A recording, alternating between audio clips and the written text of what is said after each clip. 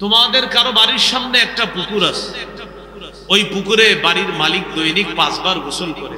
আচ্ছা বলো তো তোমরা, ওই ব্যক্তির শরীরে কি কোনো নাপাক থাকবে, কোনো ময়লা থাকবে?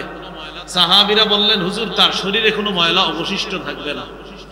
রাসূলুল্লাহ সাল্লাল্লাহু আলাইহি সাল্লাম বললেন, ফাযালিকা মিথলু সালাওয়াতিল খামস ইয়ামহুল্লাহু বিহিন্নাল খাতায়া। কোন ব্যক্তি দৈনিক তার বাড়ির সামনে এক পুকুরে দৈনিক 5 বার গোসল করলে যেমন তার শরীরে কোনো ময়লা অবশিষ্ট থাকে না, কোন ব্যক্তি দৈনিক 5 ওয়াক্ত সালাত আদায় করলে আল্লাহ তাআলা তার জিন্দেগীর গুনাহগুলা ধুয়ে মুছে সাফ করে দেন। এই জন্য আমরা সবাই একটা কথা বলি, বলেন হাজারো ব্যস্ততার মাঝে, সবাই বলেন, আবার হাজারো ব্যস্ততার মাঝে একটি কাজ সর্বাধিক গুরুত্ব দিব, নামাজ। হাজারো ব্যস্ততার মাঝে একটি কাজ সবচেয়ে গুরুত্ব দিব, এটা কি? নামাজ। ছাত্র ভাই যারা আছেন, স্কুল কলেজ ইউনিভার্সিটি মাদ্রাসার ছাত্র যারা, বিশেষ করে জেনারেল লাইনে যারা আছে, মাদ্রাসায় তো তারা নামাজের পরিবেশেই থাকে। আপনার পড়ার টেবিলের সামনে এটা লিখে রাখবেন, হাজারো ব্যস্ততার মাঝে আমার রবের স্মরণে যে সালাত আদায়, এই সর্বাধিক গুরুত্ব দিব নামাজ।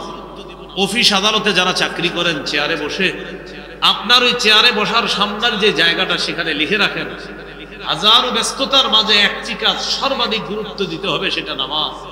এই কথাটা আপনি লিখে রাখেন, যেন এই কাজটা আমাদের কখনো ভুল না হয়। আল্লাহ আমাদেরকে কথাগুলো মনে রাখার তৌফিক দান করেন। আজকের এশার নামাজ ইউটিউবার ভাই, মাইকম্যান ভাই যারা আছেন সবাই পড়েছেন? যদি পড়ে না থাকেন পড়ে নিবেন। মাইকে কাজ না থাকলে এখনই গিয়ে পড়ে নিতে পারেন। আমি বাস্তবে অন্তর থেকে বলছি, আপনার মাইকের কারণে আপনার উপর নামাজ মাফ হয় না। ইউটিউবার ভাই যারা আছেন, এটার কারণে আপনাদের উপর নামাজ মাফ হয় না। হাতে পায়ে ধরে বলতে পারি, আপনারা এখানে আসলে আমি পায়ে ধরে নামাজ পড়ে নিন, আল্লাহর হস্তে নামাজ পড়ে নিন। আল্লাহ আমাদের সকলকে কথাগুলো মনে রাখার তৌফিক দান করেন। মূল আলোচনায় চলে আসে, বর্তমান পরিস্থিতি থেকে আমাদের উত্তরণের কি উপায়? 1 নম্বর উপায়, ঈমানী শক্তি অর্জন করা। ঈমানী শক্তি কেন কমে যায়? নাফরমানির কারণে। নাফরমানি আমরা জানলাম অনেকগুলা প্রকার, লম্বা আলোচনা আমাদের হয়েছে। আল্লাহ আমাদেরকে নাফরমানি ছেড়ে দিয়ে ঈমানী শক্তি যেন আমরা বাড়াতে পারি, আল্লাহ তৌফিক দান করেন। ঈমানী শক্তি যদি বেড়ে যায়, সংখ্যায় যদি আমরা কম হই, ওই দলের সাথে আল্লাহর ওয়াদা, সুবহানাল্লাহ। ঈমান যদি মজবুত হয়, ওই দল যদি ছোট হয়, ওই দলের সাথে আল্লাহর ওয়াদা। আল্লাহ তাআলা পবিত্র কোরআনে বলেন, কাম মিন ফিআতিন কালিলাতিন গালাবাত ফিআতান কাসীরাতাম বিইজনিল্লাহ। কত ছোট দল ঈমানী শক্তির কারণে আল্লাহর হুকুমে কত বড় দলকে পরাজিত করে দিয়েছে। যারা নিয়মিত আলোচনা শুনেন, আমার আলোচনা যদি শুনে থাকেন, আমার একটা আলোচনা তালুত, জালুত, দাউদ সম্পর্কে একটা আলোচনা, 2 নম্বর পারার 19 নম্বর পৃষ্ঠা আলোচনাটা শুরু হয়েছে, 20 নম্বর পৃষ্ঠায় গিয়ে আলোচনাটা শেষ হয়েছে। সেখানে বাদশা তালুতের সাথে একদল ইমানদার রওনা করছে জালেম জালুতের সাথে লড়াই করার জন্য। অনেক বড় একটা দল রওনা করছে। যাইতে যাইতে তারা বিভিন্ন জায়গায় পরীক্ষা দিতে হয়েছে। ওই পরীক্ষায় সর্বশেষ ছোট্ট একটা দল টিকে আছে, মুজাহিদ বাহিনী। প্রথমে রওনা করছে বড় দল, পরীক্ষা হয়েছে, পরীক্ষায় টিকছে ছোট্ট একটা দল। তো ছোট্ট দল টিকার পর নিজেরা বলা বলি করতে লাগলো, এই ছোট্ট বাহিনী জালুত বাহিনীর সাথে পারবো না। তখন তাদের মধ্যে ঈমানী শক্তিতে বলিয়ান একদল বললেন, কাম মিন ফিআতিন কালিলাতিন গালাবাত ফিআতান কাসীরাতাম বিইজনিল্লাহ। পেরেশানির কিছু নাই, চিন্তার কিছু নাই। আমরা যদিও সংখ্যায় কম, কিন্তু ঈমানী শক্তির কারণে আল্লাহর হুকুমে আল্লাহ তাআলা যদি চায়, কত ছোট দল কত বড় দলকেও পরাজিত করবে।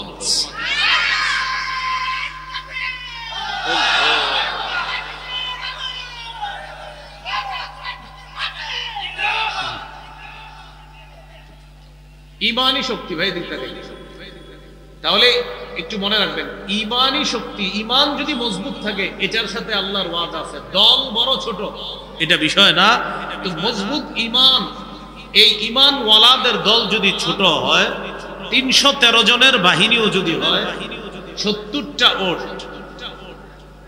8টা তরবারি আর 2টা ঘোড়া নিয়ে 1000 সশস্ত্র বাহিনীকে হারায়া দিছে মাত্র 313 জন। এই 313 জনের ঈমানি শক্তি ছিল মজবুত। ওট ছিল মাত্র 70টা, ঘোড়া ছিল মাত্র 2টা, তরবারি ছিল মাত্র 8টা। এই মাত্র 313 জনের বাহিনী সশস্ত্র 1000 বাহিনীকে আল্লাহর হুকুমে হারায়া দিছে। এখান থেকে আমরা বুঝলাম দল ছোট হোক, এটার সাথে আল্লাহর ওয়াদা আছে যদি ঈমানি শক্তি দেয়। খালিদ ইবনুল ওয়ালিদ রাদিয়াল্লাহু তাআলা, তার সাথে মাত্র 60 জন। এই 60 জন 60,000-এর বিরুদ্ধে আল্লাহ বিজয় দান করেছে। আল্লাহ আমাদের সকলকে ঈমানি শক্তি বাড়ানোর তৌফিক দান করেন। ইমাম বুখারী রাহমাতুল্লাহ আলাইহি তার কিতাবের মধ্যে একটা অধ্যায় এনেছেন, একটা শিরোনাম তৈরি করেছেন, আল ঈমান ইয়াজিদু ওয়া ইয়ানকুস, ঈমান বাড়ে ঈমান কমে। ইমাম বুখারী বুঝাইতে চায় ঈমান বাড়ে ঈমান কমে, এর মানে ঈমান কমে এ কথাও প্রমাণিত, ঈমান বাড়ে এ কথাও প্রমাণিত। বাকি আমরা চিহ্নিত করলাম নাফরমানির কারণে আমাদের ঈমান প্রতিনিয়ত কমে যাচ্ছে, এখন ঈমানি শক্তি বাড়াতে হবে। বিশেষ করে মুসলমানের মধ্যে প্রায় 95% মুসলমান, যদি বলতে পারেন সবার কাছে গুনাহ করার মতো যন্ত্র সবার পকেটে পকেটে আছে, সবার পকেটে পকেটে আছে। চাইলেই মুহূর্তের মধ্যে মুসলমান গুনাহ করতে পারে। এই গুনাহের যন্ত্র আমাদের কাছে তুলে দেওয়া, এটার অন্যতম একটা ষড়যন্ত্র হলো আমাদেরকে ঈমানি শক্তিতে দুর্বল করে দেওয়া। বেঈমান এই জায়গায় সফল, যারা আমাদেরকে গুনাহের মাধ্যমগুলো উঠিয়ে দিচ্ছে। একটা হলো যারা গুনাহ করে না, মাশাআল্লাহ অনেক ভালো, কিন্তু যারা গুনাহ করতেছে তাদের নিয়মিত ঈমানি শক্তি কমতেছে। এই জন্য দেখেন আমাদের দেশে 90% বেশি মুসলমান। এরপরে আমরা বলি এদেশে ইসলামী হুকুমত কেন কায়েম হয় না? এদেশের আইন ব্যবস্থা, বিচার ব্যবস্থা, পার্লামেন্ট কেন ইসলামী অনুশাসন অনুযায়ী কেন চলছে না? এটার উত্তর হলো আমাদের দেশের 90% বেশি মুসলমান, একথা সত্য, তবে বেশিরভাগ ইসলাম প্রিয় না, একথাও সত্য। কি বললাম? এই বাংলাটা একটু মনে রাখি, আমাদের দেশে মুসলমান বেশি কিন্তু ইসলাম প্রিয় না। কি প্রিয় না? যেমন একটু বুঝাই দিই, ভাই আপনি কি মুসলমান? জি। আচ্ছা, একটা ব্যক্তির হাত কাটা হবে একটা অপরাধের কারণে, আপনি কি বলেন? এটা হোক চান কিনা? হুজুর কি বললেন, একটা মানুষের হাত কেটে নেবেন? তো বলে আল্লাহ কোরআনে বলছে চুরি করলে হাত কেটে যেতে।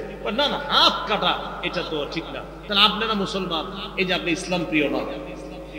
আপনি মাত্র বললেন আপনার না আব্দুর রহমান, যে বললাম হাত কাটা হোক, চুরি করলে এটা চান, বললেন কি না না একটা মানুষের হাত কেটে ফেলবে, এটা কোনো কথা? আপনি মুসলমান, ইসলাম প্রিয় না। আপনাকে বলা হলো সূরা নূরের 2 নম্বর আয়াতে আছে, বিবাহিত নারী বিবাহিত পুরুষ তারা ব্যভিচার করলে পাথর মেরে হত্যা করা হবে। এই আইন কার্যকর করা হলে হাজারো ধর্ষক ভালো হয়ে যাবে, হাজারো অন্যায় সম্পর্কে যারা জড়িয়ে আছে, পরকীয়ায় যারা জড়িয়ে আছে, এই আইন বাস্তবায়ন হলে সবাই একদিনে ভালো হয়ে যাবে। যখন বলা হলো ভাই তাদেরকে পাথর মেরে হত্যা করা হবে, এই আইন আপনি চান? আপনার নাম আব্দুর রহমান, আব্দুর রহিম, আপনি বললেন না না একটা মানুষকে মেরে ফেলা হবে, এটা কোনো কথা? এই যে আপনি মুসলমান কিন্তু আপনি ইসলাম প্রিয় না। এজন্য আমি এটা সহজে জবাব দিই, এই দেশে এত মুসলমান, হুজুর তো ইসলামী হুকুমত কেন কায়েম হচ্ছে না? ওই যে বললাম মুসলমান বেশি, ইসলাম প্রিয় না। এইখানে আমরা যারা আছি এই সামিয়ানার নিচে, আমি যদি এখন আপনাদেরকে হাত তুলে ওয়াদাও করাই, কোরআন প্রত্যেকের হাতে দিয়েও যদি ওয়াদা করাই, বাহিরে গিয়েই ওয়াদা ভঙ্গ করবো। আমাদের মধ্যেই খেয়ারত হবে, আমাদের মধ্যেই। যদি বলি ভাই আগামীতে আমরা যার সমর্থন করব তার সমর্থনটা আমার সাক্ষী, আমি যার সমর্থন করব তার সমর্থন করাটা আমার জন্য সুপারিশ, আমি যার সমর্থন করব এর মানে হলো আমি গরিব মানুষের প্রতিনিধিত্বের অথরিটি তাকে দান করলাম, আমি যার সমর্থন করব এর মানে আমি তার পক্ষে আমার একটা আমানত আমি রাখলাম। এই 4টা বিষয় যদি আপনাদেরকে আমি শিখাই, খাওয়াই, একদম যদি পেটেও ঢুকিয়ে দিই, ভাই কাউকে সমর্থন করা মানে তাকে সাক্ষী দেওয়া, কাউকে সমর্থন করা মানে তার পক্ষে সুপারিশ করা, কাউকে সমর্থন করা মানে তাকে হাজারো খেটে খাওয়া মানুষের প্রতিনিধিত্বের অথরিটি প্রদান করা, কাউকে সমর্থন করা মানে আপনার একটা আমানত তার পক্ষে দেওয়া। এটা যদি হাজারো বুঝাই, বুঝানোর পর বলবেন হুজুর ঠিকই তো, আমি কোনো খারাপ মানুষের পক্ষে সাক্ষী দিব না, আমি কোনো খারাপ মানুষের পক্ষে সুপারিশ করব না, আমি কোনো খারাপ মানুষকে প্রতিনিধি বানাবো না, আমি কোনো খারাপ মানুষের পক্ষে আমার আমানত রাখবো না। এইখানে ওয়াদাও করছেন বাহিরে যাওয়ার পর 500 টাকার কাছে সব শেষ। তাহলে এতগুলা মানুষ ওয়াদা করার পরেও মনে করেন এই যে সবগুলো মানুষ ওয়াদা করলো, এই ওয়াদা করার পরেও আমরা দুইজন এই জায়গায় একটা নির্বাচন করি, দুইজনে, উনি এক পার্টি আমি আরেক পার্টি, কথার কথা আমি হইলাম খারাপ মানুষ, উনি হলো ভালো মানুষ, ঠিকই আপনারা আমার সমর্থন করবেন। এই জায়গায় আমি বললাম না মুসলমান ইসলাম প্রিয় না, ইসলাম প্রিয় না। আল্লাহ আমাদেরকে, আমার এই বাংলাটা খুব গবেষণা করবেন, আমরা মুসলমান ইসলাম প্রিয় না এটা গবেষণা করবেন, বালিশে মাথা লাগাবেন আর এই কথা চিন্তা করে আগামীতে সিদ্ধান্ত নেবেন। এক নাম্বার ইমানি শক্তি অর্জন করা আমাদের বর্তমান পরিস্থিতিতে উত্তরণের উপায়। দুই নাম্বার ইসলামে পরিপূর্ণ রূপে প্রবেশ করা। সূরা বাকারার 208 নম্বর আয়াতে আল্লাহ বলেন, ইয়া আইয়ুহাল্লাযীনা আমানু দুখুলু ফিস সিলমি কাফা, হে ঈমানদারগণ তোমরা ইসলামে পরিপূর্ণ রূপে প্রবেশ করো। ইসলামে পরিপূর্ণ রূপে প্রবেশ করো, আল্লাহর যত বিধিবিধান আছে এগুলোর সামনে তুমি আত্মসমর্পণ করো, সারেন্ডার করো। ইসলামে পরিপূর্ণ রূপে প্রবেশ করো, আল্লাহর বিধানের সামনে তুমি সারেন্ডার করো, আত্মসমর্পণ করো। আমাদের পিতা ইব্রাহিম নবী আমাদেরকে শিখিয়ে গেছে এবং ওসিয়ত করে গেছে।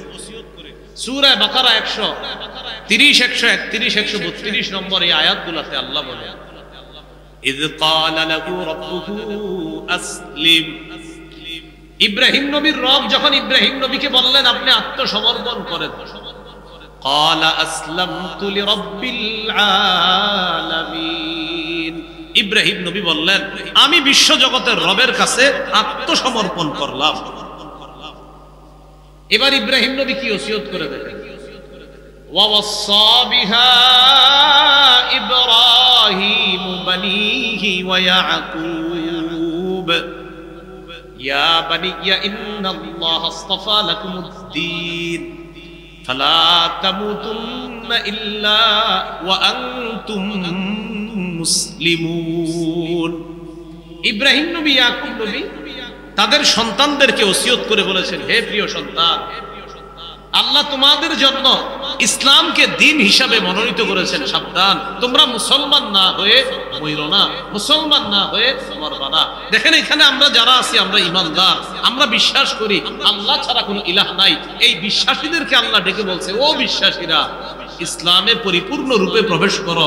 আল্লাহ আমাদেরকে ডেকে বলছে, ও বিশ্বাসীরা মুসলমান না হয়ে মরো না। এতে বোঝা যায় ঈমান মানি হলো আল্লাহ এক, এটা আমি বিশ্বাস করি। ইসলাম মানি হলো আল্লাহর বিধিবিধান গুলা আমার অঙ্গ প্রত্যঙ্গে আমি বাস্তবায়ন করব, এটার নাম হলো ইসলাম। যেমন ভাই অমুকে আজকে এশার নামাজ পড়ছে, এশার নামাজ পড়বে না কেন, উনি মুসলমান, মানে মুসলমান এশা পড়বে না এটা তো হতে পারে না। এশা মুসলমান পড়বে না আর মুসলমান এশা পড়বে না এটা হতে পারে না, মুসলমানই তো এশার নামাজ পড়বে। আচ্ছা ভাই উনি ফজর পড়ছে, এটা কোনো প্রশ্ন করলেন, উনি না মুসলমান, তো মুসলমান তো ফজর পড়বেই, কথাটা বুঝলেন। উনি হজ করছে তো হজ করবে না, ওনার উপর হজ ফরজ হয়েছে, হজ করছে। উনি যাকাত দিছে তো উনি যাকাত দিবে না, ওনার উপর যাকাত ফরজ, উনি মুসলমান তো যাকাত দিবে। এর মানে মুসলমান যাকাত দিবে স্বাভাবিক বিষয়, মুসলমান হজ করবে স্বাভাবিক বিষয়, মুসলমান রোজা রাখবে স্বাভাবিক বিষয়, মুসলমান নামাজ পড়বে স্বাভাবিক বিষয়। কিন্তু আপনারা বলেন সব মুসলমান নামাজ পড়তেছে, তাহলে কিভাবে আমরা তাকে মুসলমান বলি? এই জন্য আল্লাহ বললেন, হে ঈমানদারগণ তোমরা ইসলামে পরিপূর্ণ রূপে প্রবেশ করো। তো এই জন্য প্রিয় ভাইরা, একটু আগে আমি বললাম মাইকম্যান ভাই তাদের সকলকে বললাম, নামাজ নামাজ হাজারো ব্যস্ততার মাঝে একটা বিষয় কখনো যেন ছুটে না যায়, এটা হলো নামাজ। নামাজ আমাদের শিয়ার। একটা মুসলমান নামাজ পড়বে দেখলেই বোঝা যাবে নামাজ। আশেপাশে মানুষ যাবে, হঠাৎ বলবে আচ্ছা মসজিদে কারা কারা, আবার মুসলমানরা নামাজ পড়তেছে, এটাই মুসলমানের পরিচয়। মুসলমান নামাজের সময় হাঁটবে এদিক সেদিক, এটা হতে পারে না। নামাজের সময় মুসলমান নামাজ। ভাই কথাগুলো কি বুঝে আসতেছে? এই জন্য আল্লাহ তাআলা বলেছেন হাদিসে কুদসির মধ্যে, তাফাররাগ লিইবাদাতি, তুমি আমার ইবাদতের জন্য সময় বের করো, অবসর সময় বের করো। আমলা সাদরাকা গিনা, আমি তোমার অন্তরটা ঐশ্বর্যে ধনাঢ্যতায় পরিপূর্ণ করে দেব। ওয়াসুদ্দা ফাকরা বাগদা, তুমি আমার ইবাদতের জন্য সময় বের করো, আমি আল্লাহ ওয়াদা করছি তোমার দারিদ্রতা দূর করে দেব। মনে থাকবেন ইনশাআল্লাহ। তাহলে 1 নাম্বার ঈমানি শক্তি অর্জন, 2 নাম্বার ইসলামে পরিপূর্ণ রূপে প্রবেশ। এর মানে হলো আল্লাহর সব বিধানগুলোর সামনে আত্মসমর্পণ করা, মাথা পেতে দেওয়া, হ্যাঁ যে আমার রব যা বলবে আমি সব পালন করার চেষ্টা করব। এই হলো মুসলমান। আল্লাহ আমাদেরকে ইসলামে পরিপূর্ণ রূপে প্রবেশ করার তৌফিক দান করুন। 3 নাম্বার, এটা আমার সাথে একটু বলেন তাহলে মনে থাকবে। বলেন, দ্বীনের সঠিক জ্ঞান অর্জন করে সে অনুযায়ী আমল করা। এটা 3 নাম্বার। দ্বীনের সঠিক জ্ঞান অর্জন করে সে অনুযায়ী কি করা? আমল করা। আমাদের দেশের বিভিন্ন মালামাল বিদেশে যায় কিনা? বলে না, যায় কিনা? বিদেশের মানুষ কি মালামাল তৈরি করতে পারে না? পারে। আমাদের দেশের গুলা কেন যায়? আমাদের কি দিয়ে এগুলা তৈরি করে এগুলো আমাদের থেকে নিয়ে নেয়। আর ভালো ভালো যে জিনিসগুলো আছে এগুলো ওরা আবিষ্কার করছে, আমাদের থেকে ওই আপনার এটা সেটা বানায় এগুলো আমাদের থেকে, মানে এদের সময় নাই, এই জন্য তোমরা ওইটা বানাও, এগুলো তোমাদের দেশ থেকে আমরা নিব। আর পারমাণবিক এই সেই বিভিন্ন অস্ত্র এগুলো আমরা তৈরি করবো, এগুলো তোমাদের কাজ না, বাঙালি তোমরা চুপচাপ থাকো। কেন জানেন? আমরা শিক্ষায় পিছিয়ে। কিসে বলেন? শিক্ষায় পিছিয়ে। তো যাই হোক, সুশিক্ষা, সবলকে সুশিক্ষায় শিক্ষিত করতে হবে। 3 নাম্বার, দ্বীনের সঠিক জ্ঞান অর্জন করে সে অনুযায়ী আমল করা। তিরমিজির হাদিস, লা তাজুলু কদামা ইবনি আদম হাত্তা ইউসআল আন খামস। কিয়ামতের ময়দানে 5 প্রশ্ন করার আগে আদম সন্তানের 2 পা নড়বে না। 1 নাম্বার, জীবন সম্পর্কে প্রশ্ন করা। 2 নম্বর, যৌবন সম্পর্কে প্রশ্ন। 3 নাম্বার, সম্পদ কোথা থেকে কামাই করেছে। 4 নাম্বার, কোথায় ব্যয় করেছে। 3 নাম্বার, সম্পদের ব্যাপারে জিজ্ঞাসা করা হবে, মিন আইনা ইকতাসাবা, সম্পদ কোথা থেকে কামাই করেছে। 4 নাম্বার, ওয়াফিমা আনফাকা, কোথায় ব্যয় করেছে। অনেক মানুষ আছে 3 নাম্বার হালাল উপার্জন করে, বাকি 4 নাম্বার হারাম খাতে ব্যয় করে। যেমন উপার্জন করছে হালাল, জুয়া খেলে। উপার্জন করছে হালাল, কিন্তু কি খেলে? এখন বলেন, এই যে জুয়া এসে তার হালাল টাকাটা ইনভেস্ট করলো, এই জুয়া কি হালাল না হারাম? হালাল উপার্জন করছে, গানের কনসার্টে অনুদান দিছে, বলেন খাত ব্যয় করার হালাল হলো না হারাম হলো? হারাম। এই জন্য 3 নাম্বার হালাল খাতে আয় করা, 4 নাম্বার হালাল খাতে ব্যয় করা, সঠিক জায়গা থেকে আয় করা, 4 নাম্বার হালাল খাতে ব্যয় করা। 5 নাম্বার প্রশ্ন, বিমাদা আমিলা ফিমা আলিমা, সে যা জেনেছে জানা অনুযায়ী আমল করেছে কিনা, এই হবে প্রশ্ন। 5 নাম্বার প্রশ্ন।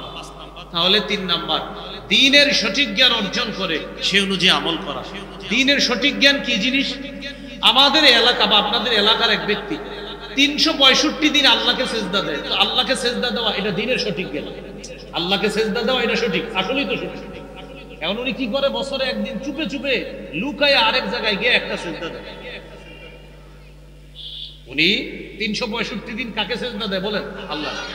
একটা সেজদা একদিন আরেক জায়গায় দিয়ে দেয়। এলাকার 2-3টা যুবক ছেলে দেখা কয়, কাকা ইন্না লিল্লাহ, আপনি এটা কি করলেন? এটা একটা আবেগ, এটা না হইলে আমার ভিতরে হিট আসে না, আবেগ কাজ করবে। এই জন্য আবেগে একটা সেজদা আরেক জায়গায় দেয়। এই যে আরেক জায়গায় আবেগে সেজদাটা দেওয়া, এটা দ্বীনের সঠিক জ্ঞান হয় নাই। আল্লাহকে সেজদা দেওয়া এটা ছিল দ্বীনের সঠিক জ্ঞান। আল্লাহ ছাড়া অন্য কাউকে সেজদা দেওয়া এটা ছিল দ্বীন সম্পর্কে অজ্ঞতা। এই অজ্ঞতার কারণে তার আগের যত ইবাদত সব বদল। সূরা জুমারের 65 নম্বর আয়াতে আল্লাহ বলেন, লাইন আশরাকতা লায়াহবাতান্না আমালুক, যদি তুমি শিরিক করো অবশ্যই অবশ্যই তোমার সব আমল বরবাদ হয়ে যাবে। আল্লাহ আমাদেরকে দ্বীনের সঠিক জ্ঞান অর্জন করে সে অনুযায়ী আমল করার তৌফিক দান করেন।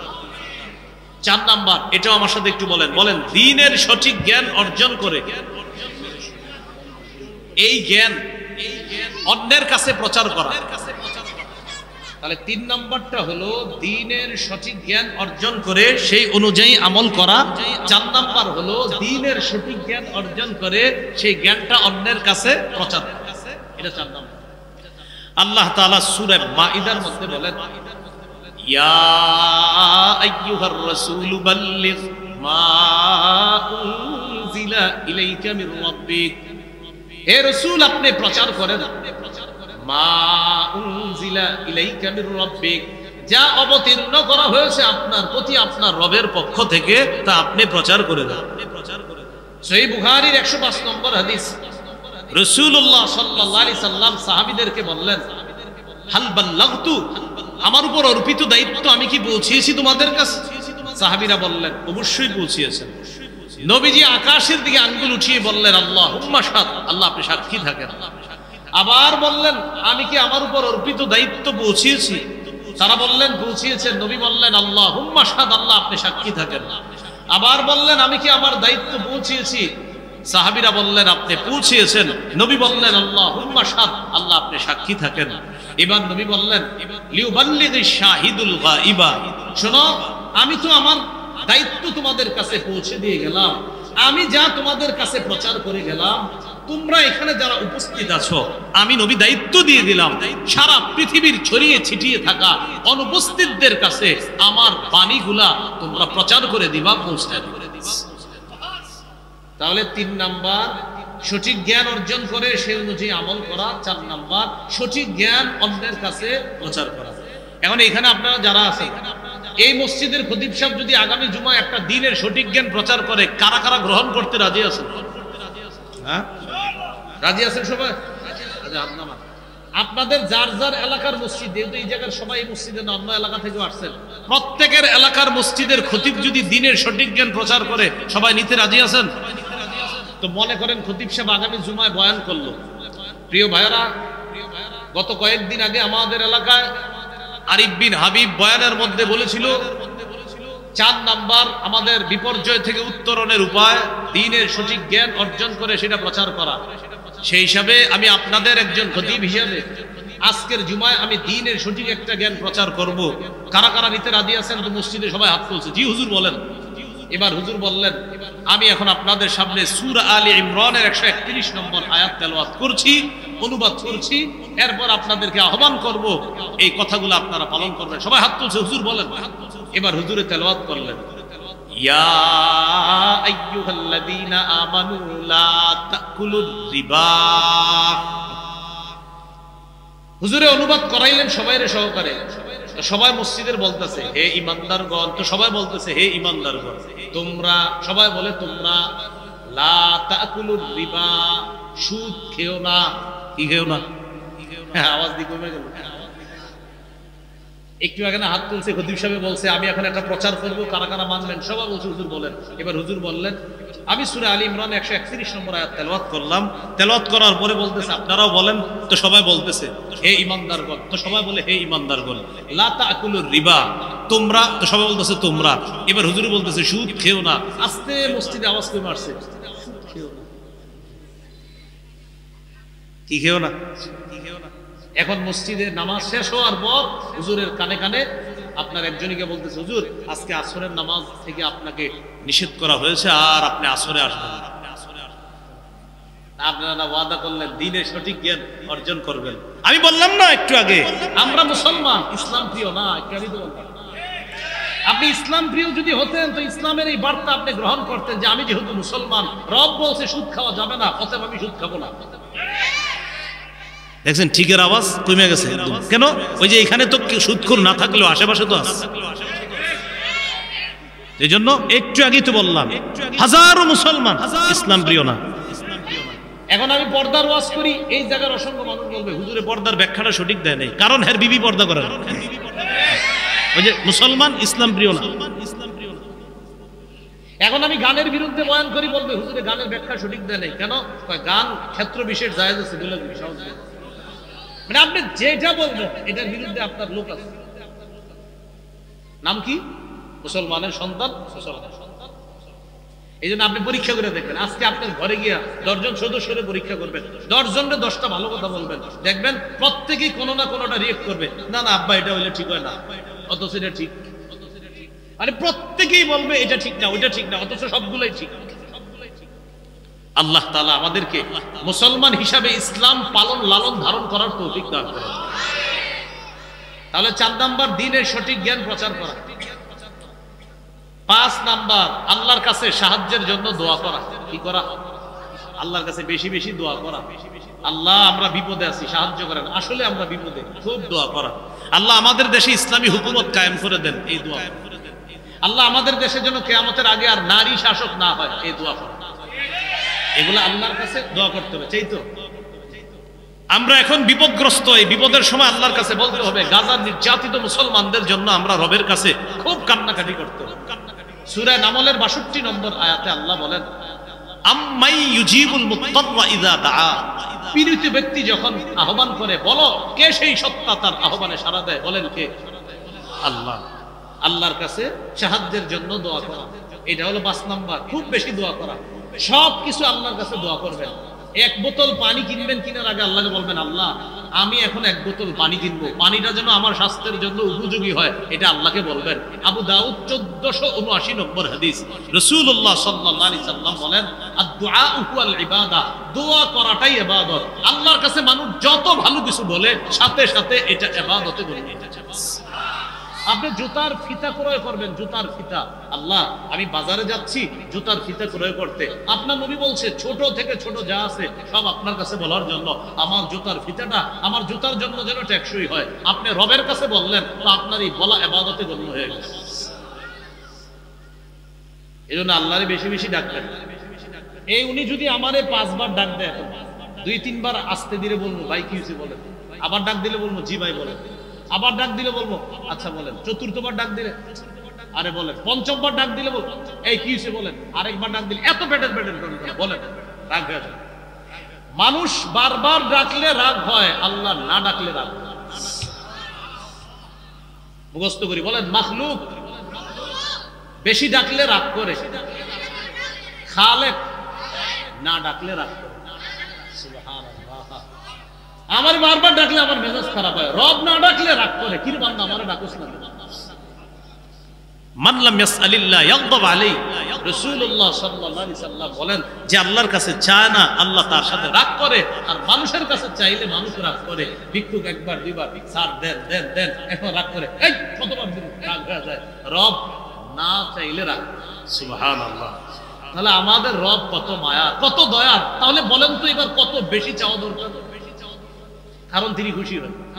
তাহলে 5 নাম্বার উত্তরণের উপায়, বেশি বেশি আল্লাহর কাছে চাওয়া, দোয়া করা। 6 নাম্বার উপায়, আল্লাহর উপর ভরসা করে ধৈর্যের সাথে আল্লাহর সাহায্যের অপেক্ষায় থাকা। ভরসা করে ধৈর্যের সাথে আল্লাহর সাহায্যের অপেক্ষায় থাকা। ধৈর্য লাগবে, জরুরি। সূরা আলী ইমরানের মধ্যে আল্লাহ বলেন, ইয়ানসুরকুমুল্লাহ ফালা গালিবা লাকুম। আল্লাহ যদি তোমাদেরকে সাহায্য করে, পৃথিবীর কেউ তোমাদেরকে হারাতে পারবে না, পরাজিত করতে পারবে না, যদি আল্লাহ তোমাদেরকে সাহায্য করে। হাদিসে রাসূলুল্লাহ সাল্লাল্লাহু আলাইহি সাল্লাম বলেন, জেনে রাখো, আন্নান নাসরা মা'আস সাবরি। সাহায্য ধৈর্যের সাথে, সাহায্য ধৈর্যের সাথে। এই হলো 6 নাম্বার। 7 নাম্বার উপায়, আল্লাহর দ্বীনের সহযোগী হওয়া। আল্লাহর দ্বীনের সহযোগী হলে আল্লাহ সাহায্য করবে। সূরা মুহাম্মদের 7 নম্বর আয়াতে আল্লাহ বলেন, ইয়া আইয়ুহাল্লাযীনা আমানু ইন তানসুরুল্লাহ। হে ঈমানদারগণ, যদি তোমরা আল্লাহকে সাহায্য করো, ইয়ানসুরকুম, আল্লাহ তোমাদেরকে সাহায্য করবে। শর্ত, জবাবে শর্ত। শর্ত হলো যদি সাহায্য করো, জবাব হলো তাহলে আমি সাহায্য করব। শর্ত, এই বান্দা তোমরা কি আমার সাহায্য চাও? আল্লাহ আমাদেরকে বলতেছে, জি আল্লাহ আমরা আপনার সাহায্য চাই। শর্ত আছে। আল্লাহ কি শর্ত? আমার দ্বীনের সহযোগী হও, এটা হলো শর্ত। তাহলে আমি আল্লাহ তোমাদেরকে সাহায্য করব। আল্লাহ দ্বীনের সহযোগী মানে মসজিদের সহযোগিতা করা, মাদ্রাসার সহযোগিতা করা, আল্লাহ রাস্তায় মুজাহিদ যারা আছে তাদের সহযোগিতা করা, মুজাহিদদের অর্থনৈতিক সহায়তার ব্যবস্থা করা, এগুলো আল্লাহর দ্বীনের সাহায্য। 8 নাম্বার, আপোষের মধ্যে ভ্রাতৃত্বের সম্পর্ক বাড়ানো। সূরা হুজুরাতের 10 নম্বর আয়াতে আল্লাহ বলেন, ইন্নামাল মুমিনুনা ইখওয়া। মুমিনরা পরস্পর ভাই ভাই। মুমিনরা পরস্পর ভাই ভাই। 9 নম্বর, এটা একটু আমার সাথে বলেন, বলেন। ঝগড়া বিবাদ কমিয়ে পরস্পরে আন্তরিকতা বাড়ানো। ঝগড়া কমায় আন্তরিকতা বাড়ানো। সূরা আনফালের মধ্যে আল্লাহ বলেন, ওয়া আতিউল্লাহ ওয়া রাসূলা। তোমরা আল্লাহর আনুগত্য করো, তার রাসূলের আনুগত্য করো। ওয়ালা তানাজাউ, ঝগড়া করো না। ফাতাফশালু, যদি ঝগড়া করো, ফাতাফশালু, তাহলে দুর্বল হয়ে পড়বে। ওয়াতাযহাবা রিহুকুম, তোমাদের শক্তি খর্ব হবে, শক্তি কমে যাবে। তাকার এই দিকে ঘোষণা দেয় যে আগামী 1 বছর আমরা কোনো ঝগড়া কেউ লাগাইলেও ঝগড়া করবো না, মানে আগামী 1 বছর আমাদের মধ্যে কোনো ঝগড়া নাই, ইসলামী মাইন্ডের আমরা সবাই এক থাকবো। আপনি দেখেন একটু পর থেকে সবার মাথা ব্যথা শুরু, সর্বনাশ, অবস্থা খারাপ হচ্ছে। তাহলে 9 নাম্বার, ঝগড়া কমায় আন্তরিকতা বাড়াতে হবে। 10 নাম্বার, বলেন পৃথিবীর কোথাও একজন মুসলমান আঘাতপ্রাপ্ত হলে আমিও আঘাতপ্রাপ্ত হব, আমিও প্রত্যেকে আঘাতপ্রাপ্ত হতে হবে। কারণ নবীজি বলেছেন আল মুসলিমুনা কা জাসাদিন ওয়াহিদ, সমস্ত মুসলমান এক দেহের মতো। ফিলিস্তিনে, আফ্রিকা, কাশ্মীর, শীশান, আফগানিস্তান, যেখানেই কোনো একজন মুসলমান আক্রান্ত হবে, আমরা বাংলাদেশের সব মুসলমান আক্রান্ত হতে হবে। মায়া লাগতে হবে, ব্যথা লাগতে হবে, তাহলে বুঝতে হবে আমি আমার ভাইয়ের ব্যথায় ব্যথিত। 10 নম্বর। 11 নম্বর উপায়, নির্যাতিত মুসলমানদের জন্য অর্থনৈতিক সহযোগিতার ব্যবস্থা করা। যেমন ফিলিস্তিন, গাজাবাসী মুসলমানদের জন্য আমাদের বাংলাদেশ থেকে মাশাআল্লাহ সঠিক সোর্সের মাধ্যমে অর্থনৈতিক সহায়তা পৌঁছানোর ব্যবস্থা হয়েছে, চলছে। আপনারাও স্থানীয় ওলামায়ে কেরাম, এই ইমাম পরিষদ আছে, তাদের সাহায্য নিয়ে আমাদের ঢাকার ওলামায়ে কেরাম যারা আছে, প্রথমে স্থানীয় আলেমদের সহযোগিতা নেবেন, তাদের মাধ্যমে সঠিক সোর্সের মাধ্যমে আমরা বাংলাদেশ থেকে অর্থনৈতিক সহায়তা ফিলিস্তিন পাঠানোর চেষ্টা করব, এবং সেটা এই বিজয়নগর থেকেও যেতে হবে, বলেন ইনশাআল্লাহ। 12 নম্বর, জুলুমের বিরুদ্ধে বজ্র আওয়াজ তুলতে হবে সদা সর্বদা। সূরা হুদের 113 নম্বর আয়াতে আল্লাহ বলেন ওয়ালা তারকানু ইলাল্লাযীনা যালামু ফাতামাসসাকুমুন নার, তোমরা জালেমদের প্রতি অনুরক্ত হও না, ঝুঁকে পড়ো না, তাহলে আগুন তোমাদেরকে স্পর্শ করবে। এই আয়াতের ব্যাখ্যায় আল্লামা তাকি উসমানী হাফিজাহুল্লাহ লিখেছেন, যেটা লিখেছেন সেটা আমার সাথেও বলেন। বলেন জালেমদের 2-4টি ভালো কাজ দেখে তার হাজারো জুলুম ভুলে যাওয়া যাবে না। জালেমের 2-4টা ভালো কাজ দেখে তার হাজারো জুলুম ভুলে যাওয়া যাবে না, এবং তাকে প্রশংসার বন্যায় ভাসিয়ে দেওয়া যাবে না।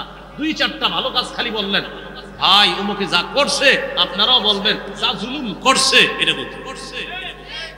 তাহলে 2-4টা ভালো কাজের কারণে তার অসংখ্য জুলুম, এটা ভুলে যাওয়া যাবে না, জুলুমের বিরুদ্ধে প্রতিবাদ করতে হবে। 13, মুমিন বিলাসী জীবন বর্জন করতে হবে। আমাদের বিপর্যয় থেকে বাঁচার 13 নম্বর উপায়, বিলাসী জীবন ছাড়তে হবে।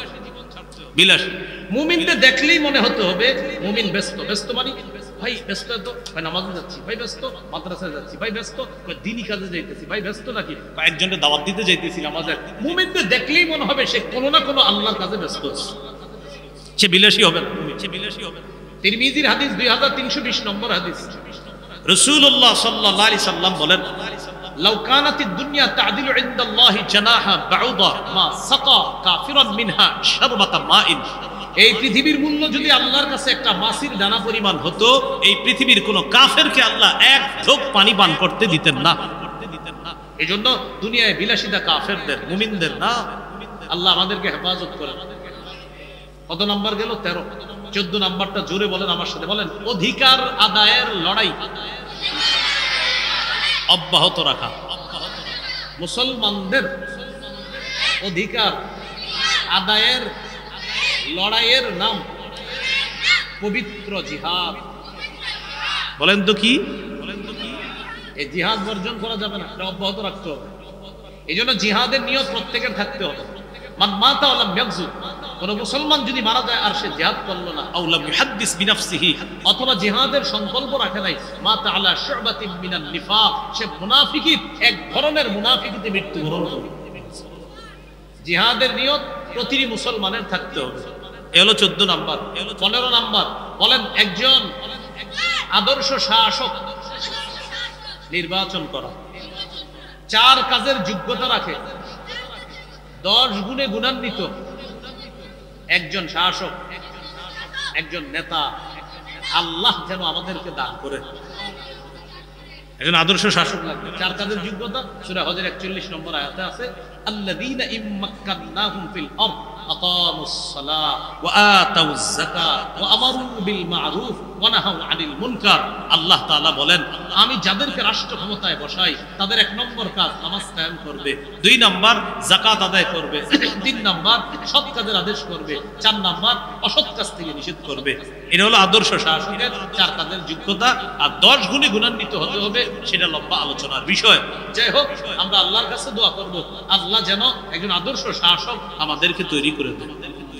16 নম্বর, শুরা ব্যবস্থার গুরুত্ব জাতিকে বুঝাতে হবে।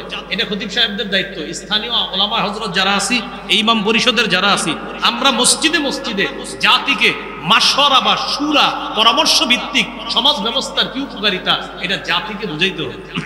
এটা ফিরিয়ে আনতে হবে। আমরা সবাই নিজের নিজের মতো কাজ করে ফেলি, এজন্য ভুল হয় বেশি।